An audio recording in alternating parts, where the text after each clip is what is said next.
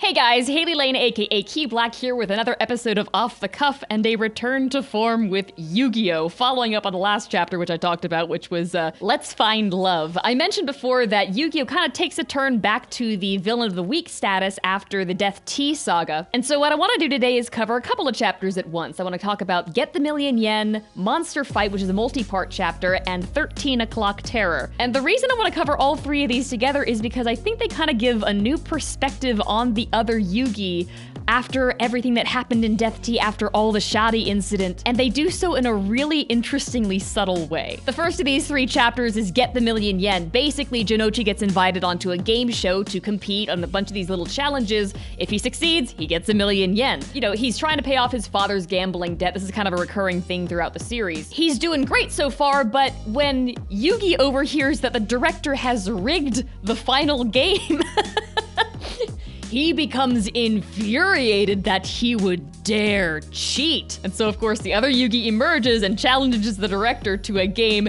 while Jinochi is doing the final game, which is rigged. Today's shadow game results in a paint bucket dropping on the switch box that controls the landing space of the final game so the director can't rig it, and Jinochi actually wins it.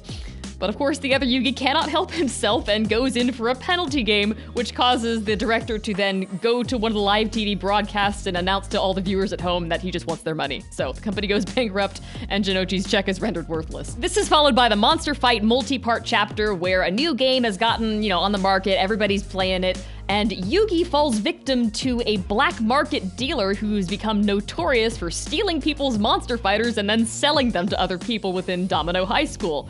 Koji the Spider Nagumo beats Yugi up, takes his monster fighter, and what Yugi does, I love this. Yugi, the sweet, innocent, doesn't want to hurt anybody guy, goes to Jinochi and says, "Jinochi, I want to ask you for a favor." The next time we see him, the other Yugi has emerged. He's wielding Jinochi's monster fighter and very clearly aiming to take revenge on and punish Koji the Spider Nagumo. Yugi literally just knowingly sicked his other self on this guy in a multi-stage shadow game where the little monster fighters are stand-ins for the people playing the game. If the monsters get hurt, so do the players. Nagumo, of course, cheats again like he did before, beats Yugi in the stomach with a swift kick, and gets in a nasty hit. The other Yugi goes, "That cheater!" and rips off his shirt. We see for the first time the full glory of the bondage tank top he's always wearing by itself. And in his chest, he's got 3 indentations where the monster fighter things just punched each other. When I read this for the first time, I thought that was the coolest shit, and I still kind of do. But then he goes, "Until now, this shadow game was level 1. But for this final set, I'm raising the shadow mode to level 3. Get ready, Nagumo." I always love that line, like, what is a shadow mode, Yugi? Turns out that raising the shadow mode actually just makes the rules of the shadow game more blatant, so Koji's monster is now replaced with an external representation of his soul. So when Yugi delivers a space cannon punch through his soul monster's chest, Nagumo is left apparently dead on the ground in a shadowed room as the other Yugi leaves with his monster fighter toy. And then there is the 13 O'Clock Terror, which I like it for shipping reasons, but I'm also reading it like, oh my god. Anzu has invited Yugi out to a date at the local Domino amusement park, and she spends half the time trying to lure out, trying to provoke Yugi into getting stressed so that the other Yugi emerges and she can have the date with the Yugi that she actually has a crush on. Little Yugi seems none the wiser throughout the whole thing, but the other Yugi is resolutely not emerging no matter what damsel in distress situation Anzu puts herself into. Things take a nastier turn when a bomb threat shows up at the amusement park, and Anzu,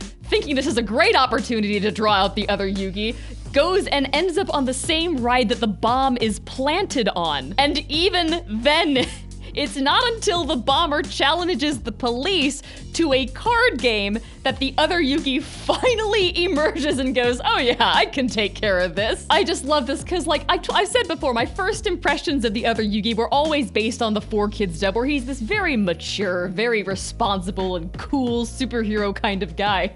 But I'm reading these chapters like, yeah, I mean, he's kind of a cool, dark Avenger sort of character, but he really has no interest in anything other than a game. Like, he won't come out for anything but the chance to whoop somebody's ass in a game. I'm loving rereading this series so much because my perspectives on all of the characters is changing so dramatically, especially on Yugi. After seeing just how stressed he got with Shadi and then at Death Tea, it's like, oh, wait a second, this isn't the calm, cool, collected guy that I thought he was. He's like a socially awkward teenager trying to be both a bad boy and a good guy at the same time. He's gone from, in my head, super cool and competent to just, he's adorable. Please protect him. The next mini story in the series is a saga called The Evil Dragon Cards, and I was originally going to roll it into this video, but I've already been talking for a while. And also, since it's another one of my personal favorites, I kind of wanted to spend some more time on it. So I will talk about that one in the next episode of Off the Cuff about Yu-Gi-Oh! Guys, thanks so much for listening and for watching, and I will see you next time.